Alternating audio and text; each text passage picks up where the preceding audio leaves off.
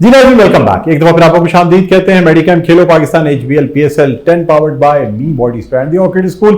इसके साथ मैं हूं आपका मेजबान डॉक्टर बुलंद इकबाल। मेरे साथ मौजूद है मेरी साथी मेजबान नसीम हमीद और हम बात कर रहे हैं आज के होने वाले मैच के हवाले से। ब्रेक से पहले आपने हमारे जो गेस्ट पैनलिस्ट हैं उनकी बात सुनी और नसीम से भी जानना चाहूँगा कि जिस तरह इनकी फेवरेट टीम जो है वो इस्लामाबाद यूनाइटेड है, लेकिन अगर इस्लामाबाद यूनाइटेड आज का मैच ना जीती तो फिर क्या होगा?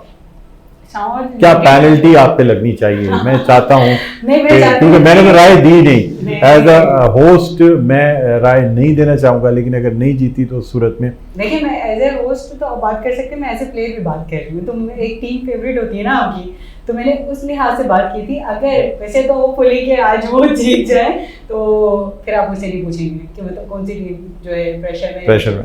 लेकिन देखिए इस्लामाबाद यूनाइटेड जो है जिस तरीके से टीम उन्होंने बनाई है, यंगस्टर्स की बात कर रहे थे हम, तो थोड़ा बहुत प्रेशर हो सकता है। अदरवाइज टीम बहुत अच्छी लग रही है मुझे उनकी, और लाहौर की भी टीम बहुत अच्छी है। अब देखते हैं, ये तो मैच के बाद ही पता चलेगा। कल हम इस पर डिस्कस करेंगे कि क्या होने वाला था। चले अपने पैनलिस्ट की तरफ चलते हैं। अच्छा, हमारे पैनलिस्ट में एक और पैनलिस्ट का इजाफा हुआ है जो कि बड़े सीनियर न सिर्फ क्रिकेटर हैं बल्कि उसके साथ साथ सीनियर एनालिस्ट भी हैं और बहुत अच्छा तबसरा करते हैं। और ख़ासतौर पे बड़े धीमे अंदाज में बहुत बाज़ दफ़ा कड़वी बातें भी कर जाते हैं। हमारे साथ मौजूद हैं सैयद मुनीर कादरी साहब। अस्सलाम वालेकुम। वालेकुम अस्सलाम। खुशामदीद कहते हैं। खैरियत से आप? फर्स्ट क्लास हैं। चलें, बहुत बहुत शुक्रिया आप तशरीफ़ लाए।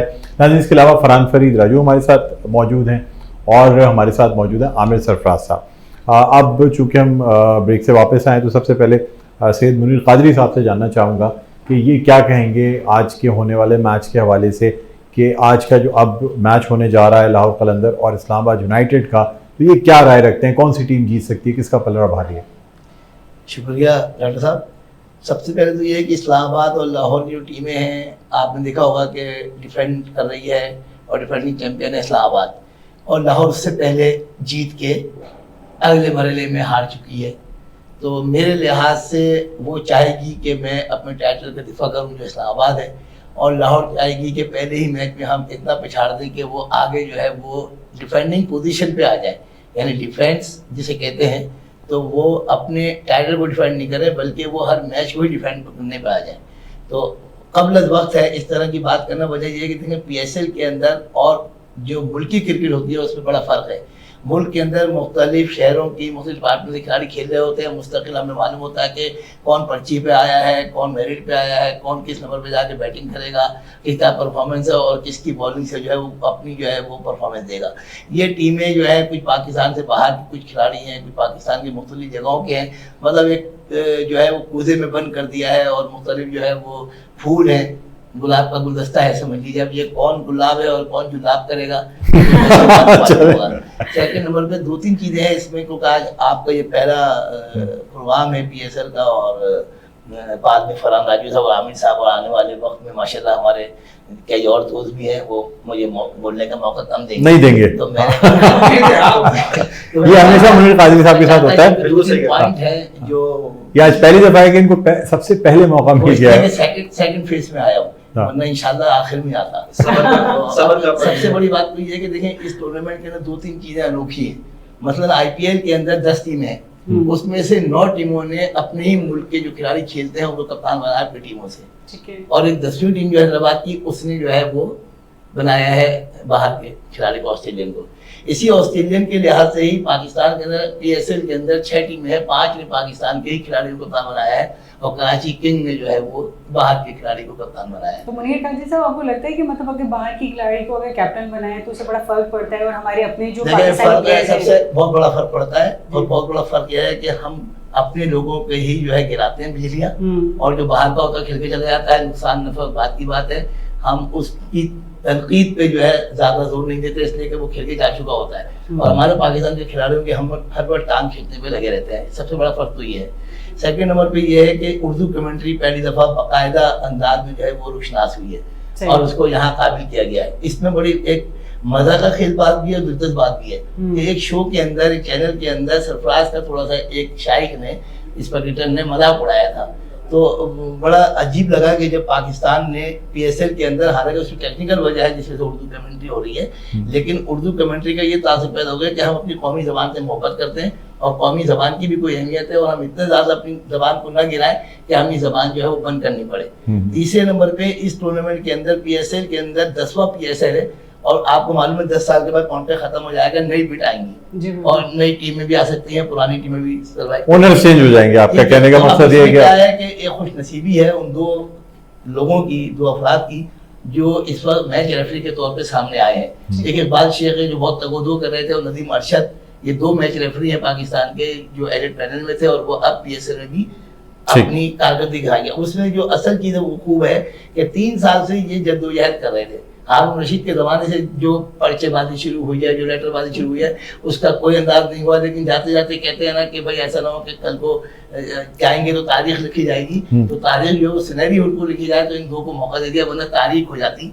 लेकिन इतने सीनियर हमारे मैच रेफरी थे और काफी क्रिकेटर, उनको अब मौका दे दिया गया।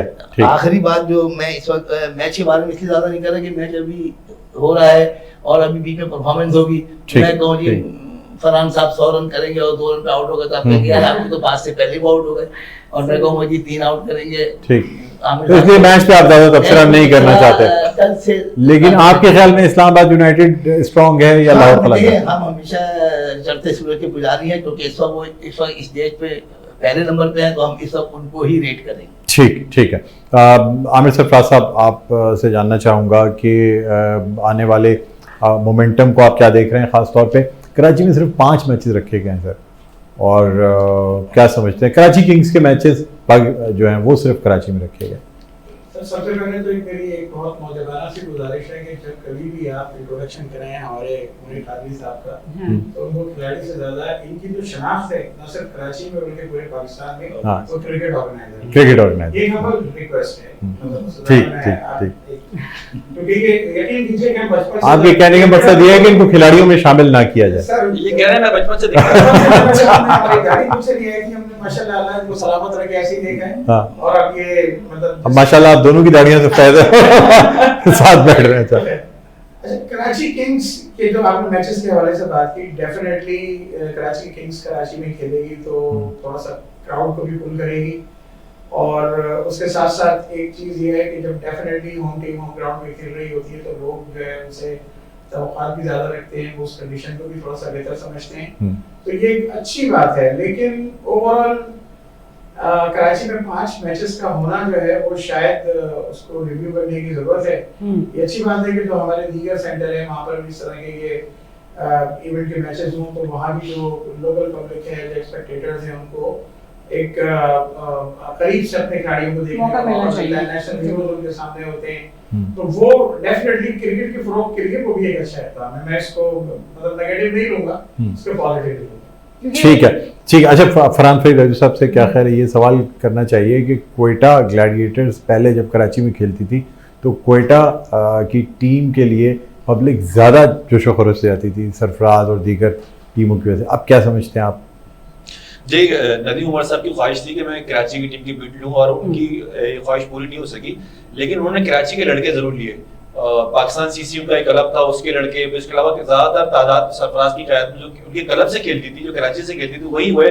और पहला PSL ज़बरदस्त अंदाज से खेला, दूसरा PSL ज़बरदस्त अंदाज से खेला, और वो कराची उनका सेकंड होम था, मतलब कराची टीम का होम ग्राउंड था, लेकिन कोयटा की टीम जब कराची में खेलती थी तो कराची से ज़्यादा उनको सपोर्ट मिलती थी। उसकी वजह यही थी कि कराची के लड़के खेलते थे। अब आपने बात की PSL की, इसमें जो हाइट है, हाइप क्रिप नहीं हो रही मार्केट की, तो एक कप्तान उन्होंने कहा कि शेन वार्नर जो है वो कप्तान है।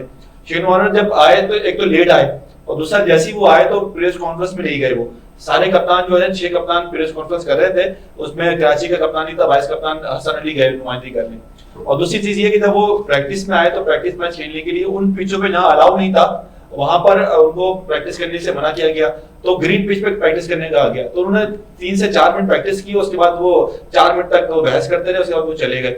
मतलब एक अनडिसिप्लिन का मुजाहरा है कि कराची कप्तान प्रेस कॉन्फ्रेंस में नहीं गया, और फिर प्रैक्टिस के दौरान जो कहा कि मैं हम चाहता हूँ प्लेयरों से। मतलब यहाँ से एक चीज शुरू हो गई है कराची की टीम को। एक तो उनको IPL में चुना नहीं गया, उनको रिजेक्ट कर दिया गया, फिर वो यहाँ इनको इज्जत दी, कप्तान बनाया कराची की टीम को, और अच्छे खासे मुआवजे पे इनको लिया गया।